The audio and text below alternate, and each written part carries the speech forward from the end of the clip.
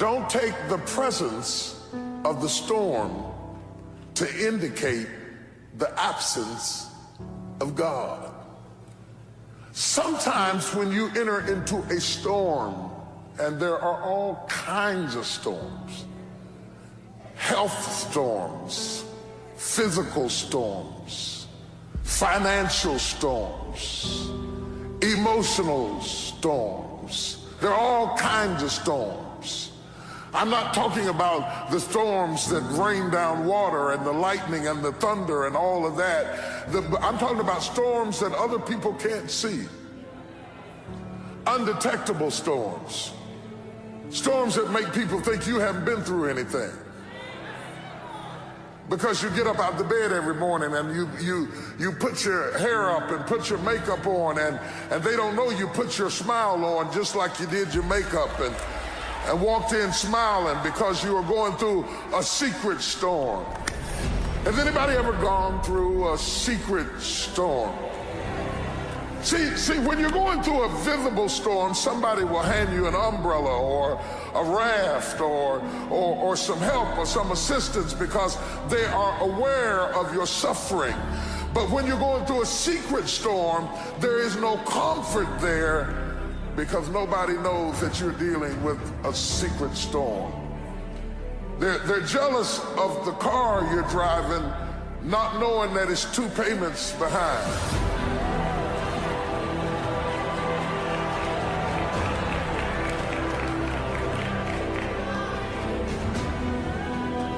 They're envious of the position that you were promoted to, not knowing that now that you're promoted into that position, you can't even rest at night. You can't even sleep at night. You've got so much pressure and so much responsibility on you. And all of a sudden you're in a storm and nobody even knows it. And when we get in a storm, we have a tendency to wonder, where is God? Job said, I looked for him. He was there a minute ago, but now I can't find him. I looked on the right side and I couldn't find him. I looked on the left side and I perceived him not. Where is God in the storm? Because we buy into this notion that if God was with us, we would have no storm. That if God were really with us, we would be happy.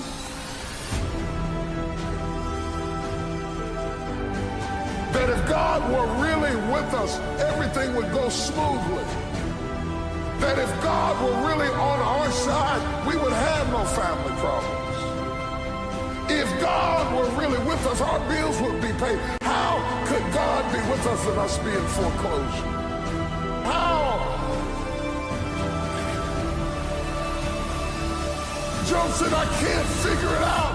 How could my kid die and God be with me? How could my house be on fire and God be with me? I looked for him. I looked for him. I didn't see him. I didn't see him. I looked on the right. I didn't see him. I looked behind me. I didn't. You said you had my back. I didn't see him. I looked in front of me. I thought he'd lead the way. I didn't see him.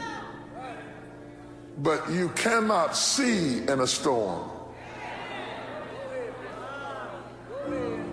That's why he told you to walk by faith and not by sight. You cannot see in a storm. Don't look for God to be sensual in your storm. He will not appeal to your senses. Your senses add to your comfort. God will not make you comfortable in your storm. But just because you are in the presence of a storm, the storm does not negate the presence of God, nor does it indicate the absence of God. In fact, if you really want to see God do his best work, get in trouble. I know you think God does his best work when you're dancing in the church and you're clapping and you're raising your hand and all of that stuff. No. I know that God visits your praise. The Bible said he inhabits the praises of Israel. I understand that God visits your praise. But if you want to know where God lives, he lives in trouble. The Bible said he is a very, very present help in the time of trouble. If you're looking for God, he's in the storm. He may not be saying anything, Peter. You may find him asleep on the boat in the bottom of the ship, but don't think that he jumped off the boat because you were in a storm. He is with you in the storm. He promised to be with you. I'm going to tell you something about the promises of God. Anytime God promises you something, get ready for trouble. I know you haven't heard it taught that way, but I'm going to rock your world this morning. Anytime God promises you something, get ready for trouble. I never promised the obvious. I never promised the obvious. You never promise the obvious. You give a promise when you know that something is going to come to make you doubt.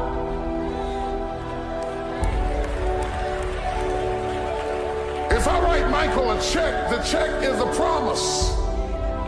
He cannot spend it, but it is a promise that the money is behind it. Whenever God promises you something, he says you may not have it in your sensual realm right now, but I promise you.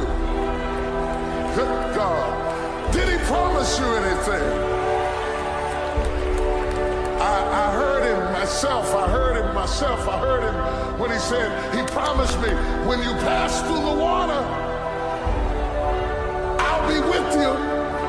He wouldn't have said that if his presence was apparent, because you never promised the obvious. He said, but when you pass through the water, you got my word on it. I am in there with you. You may not see me, you may not feel me, you may not sense me, but I tell you what, all the while you're stroking in the water, understand you are not stroking by yourself.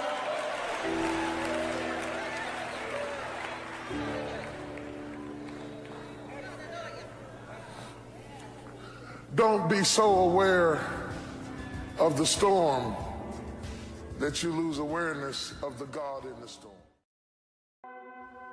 From the early church, they were physically capturing Christians, crucifying them upside down and throwing them into snake pits. And we don't see that happening today, but he's snatching us another way.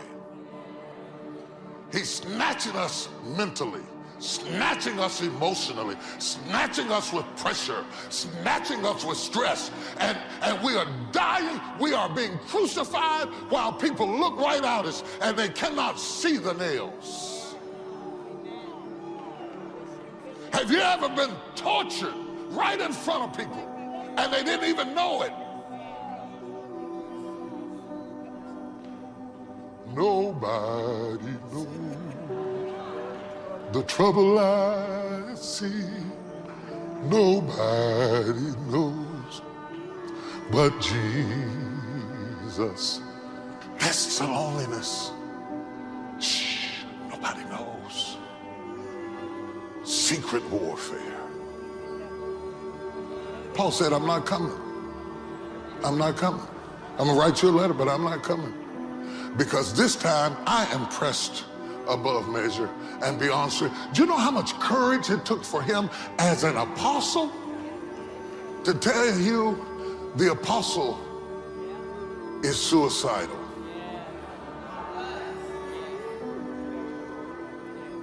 The apostle doesn't want to live. 7 pastors that I know of committed suicide last year. See, it's hard to be everybody's hero all the time. You might not be a pastor, but in your family, in your life, amongst your kids, amongst your friends, you are the one that everybody looks to fix everything, never thinking for one moment that your hero is human. That your hero, I'm preaching to somebody, I don't know, pray with me a minute, that your hero Are there any human heroes in here? Is there anybody in here that gets sick and tired of always being on duty?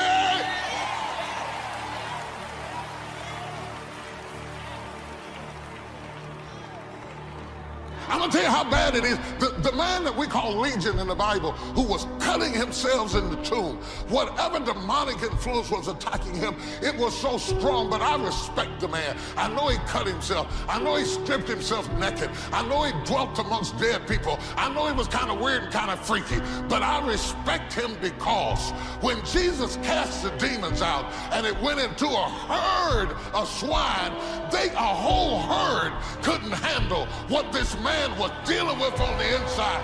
The entire herd ran into the water and killed himself. At least he was still here. He was under pressure, but he was still here. He had stripped himself naked, but he was still. Touch somebody and say, I'm still here. Pressure comes when there is no release. When things have more ways to get in than they have ways to get out, it creates pressure. When you got more coming at you than you got more coming from you, it creates pressure. When you are feeding more than people are feeding you, it creates pressure. Oh, I'm gonna bring it right where you can get it. All you gotta do to create pressure is to block my ability to release what you're putting on me, and over time, I will build up pressure. Look at how many people you got looking to you, and then count how many you got given to you. How many people are giving as much as they are taking? And you are up under pressure. And then there is the pressure that comes from the guilt of being under pressure. The guilt of being inadequate, of not being enough for all you took on. The guilt from being tired. The guilt from being empty. The guilt of being beyond strength. In the original language, it is ek dunamis, out of power. I don't have no more. So when you are a giver, after you have given, there is a depletion that is inherent in being a giver, that you have to absorb the collateral damage of always being available to other people. Can I drop some real stuff on you this morning? So the more opulent, effusive, effective somebody is, the more empty they become. See? My Jeep, it's full of gas right now. My Jeep is full of gas right now. You know why it's full? Nobody drove it this week. The more you drive it, the emptier it gets. If you've been drove hard, you're empty. And the problem with you is, you know how to work better than you know how to cry for help.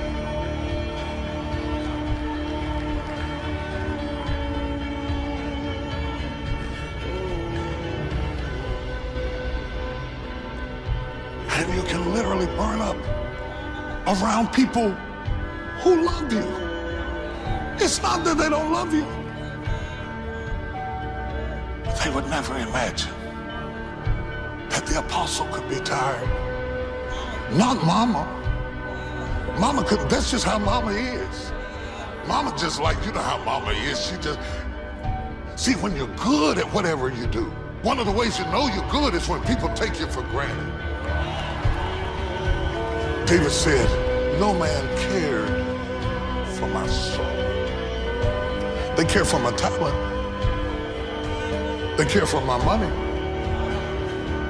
They care for my work ethic or whatever it is people care for you for. But do you care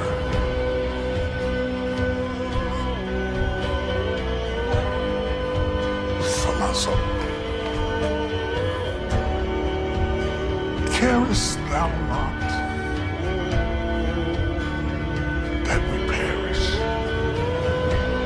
carest thou not, sending you all these hearts and kisses and writing your notes and writing on your fan page and following you. Carest thou not? I'm speaking for somebody who is secretly suffering and wondering, does anybody care? I want to talk to you about what is overwhelming you. I'm not talking about what you manage well, I'm talking about what you don't. I don't want to talk to you about what you win at, I want to talk to you about what you fail at. I don't want to talk to you about the areas that you overcome, I want to talk to you about the areas that overwhelm you. I can't take another day if I go.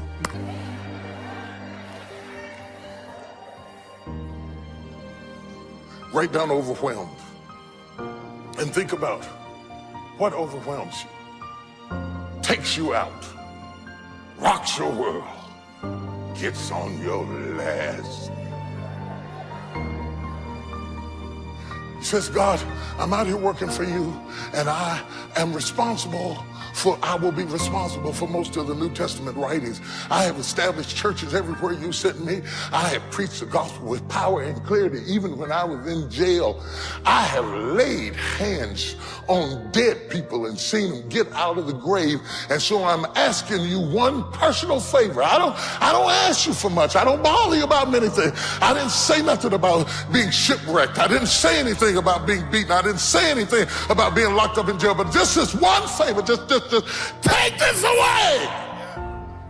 Because this overwhelms me. It's too much for me. I'm drowning in it. It gets me down. It wrecks my life. It gets me out of focus. Take it away. I want you to understand the power of this prayer. This is not somebody praying for a parking space and let things go good at work today. And no, this is praying about what overwhelms my very soul. I wouldn't have brought it to you if it wasn't big. I wouldn't have brought it to you if it wasn't too much for me. Everything that I could stand, I stood it. And everything that I could take, I took it. And everything I could put up with, I put up with it. But this right here overwhelms my very soul. He says, take this away from me. What is the thing that overwhelms you?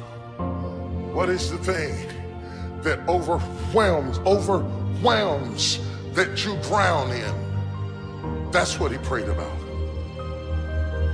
3 times. Why would Paul have to pray 3 times? He didn't have to pray 3 times to raise up the dead man who fell out the window. How is it that God works so good when you're praying about other people's problems? And, oh God, help me, Jesus. I just want to ask a question. If anybody understands the words that are coming out of my mouth, how can you be so smart about everybody else's life but your own? Why? Why are we so wise with other people's dilemmas and such a fool with our own?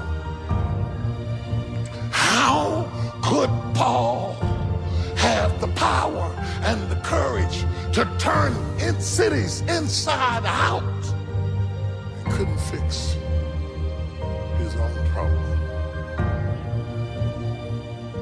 He prayed 3 times for God to remove this.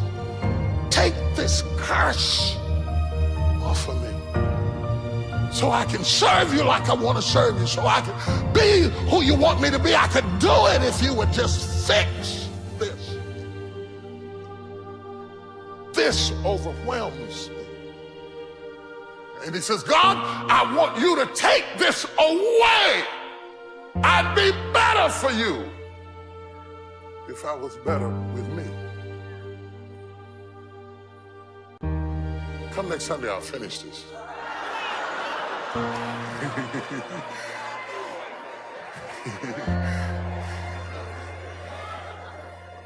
Fix this It seems like you should want to fix this. I would be better for you if I didn't have this limitation.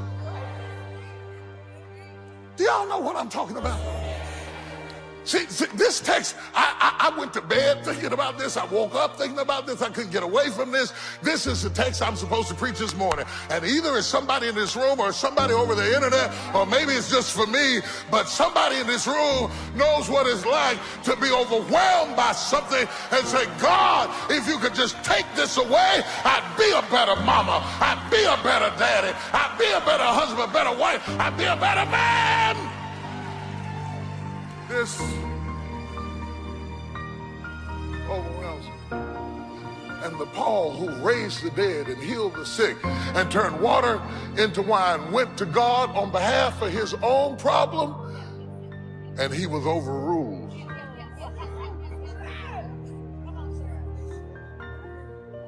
So write down overruled. Objection, Your Honor. Overruled. You have the right to object, but he has the right to overrule. You have the right to complain, but he has the right to overrule. You have the right to cry, but he has the right to overrule. What do you do? God says no. What do you do when you've asked for a good thing? It's not like he's asking for gold to come out the water fountain. He's not praying out of carnality or selfishness. This is a good thing. What do you do when you pray for something good? And God says no. You have been overruled. Great man of faith and power, you've been overruled. Praying mama, you've been overruled. Counseling other couples, your own house in a wreck. Overruled. You got such good advice for the guys at work. And go home and want to jump out of a window. You pray and you pray and you pray. You've been overruled. You got a loved one in the hospital, they're sick, and you prayed and you fasted and you've anointed them with oil and you quoted scriptures and you're trying to believe God, and you're trying to read everybody's books and every tape that you can. The life goes out of them. You've been overruled. You said all the right things. You quoted all the scriptures. You told the nurse, he's going to be healed. You told the doctor, she's coming out of this. You testified to everybody. You quoted scriptures. You laid the Bible on their head. They died right in front of your face. And the enemy looks at you and says, where is your God now?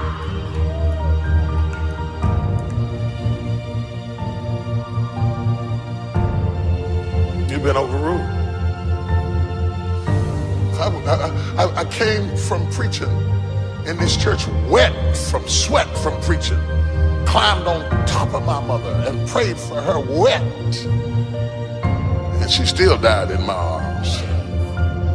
And God and the devil said, where is your God now? What do you do when you have been overruled? Had everybody pray for the baby. You still had a stillborn. That's what we need direction about. That's what is happening in this text. That's what's happening to the Apostle Paul, y'all. Paul, y'all. Paul, y'all. Now, you know, if it happened to Paul, y'all, If it happened to the guy who wrote the Bible, I ought to give God a little bit of slack. We see this threefold prayer before. Only this time it wasn't Paul, y'all. It was Jesus said, hey, Dad, look, I know you sent me down here to do this, but, you know, Look, let's do a revision on the contract and amend the documents to be transferred a little bit, because if it be thy will, pass this bitter cup from me. 3 times he prayed.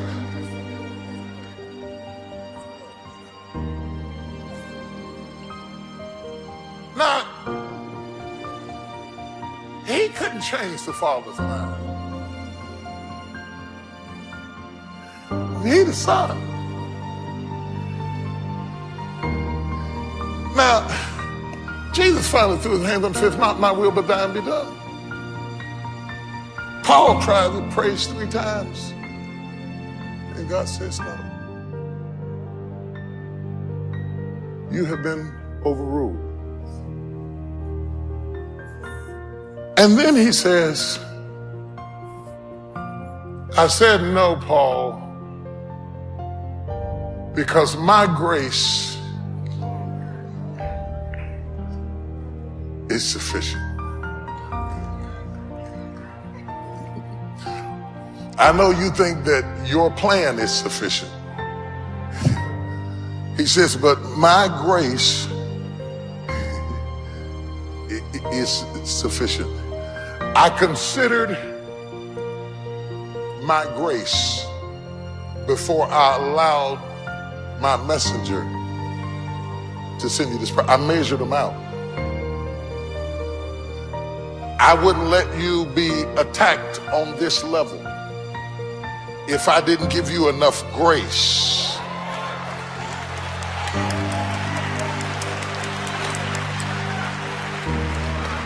The reason we can come in every Sunday and seat you with confidence is because the pews have been constructed to the specifications of a particular weight load that will accommodate the weight of you sitting on this pew.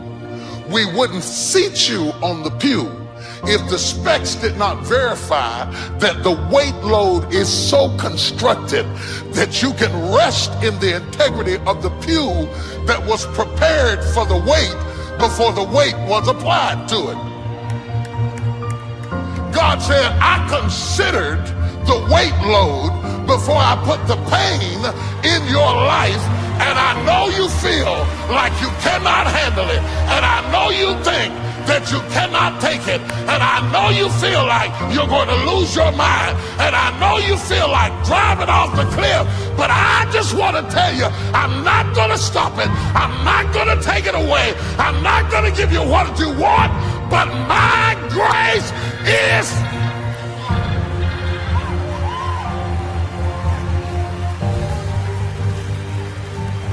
Touch 3 people and say, I got grace for this. I got grace. I got grace for this moment in my life. I got grace for this situation. I got grace. I don't like it, but I got grace for it. It hurts, but I got grace for it. I'm in trouble, but I got grace for it. I may cry, but I got grace for it. I may be in turbulence, but I got grace.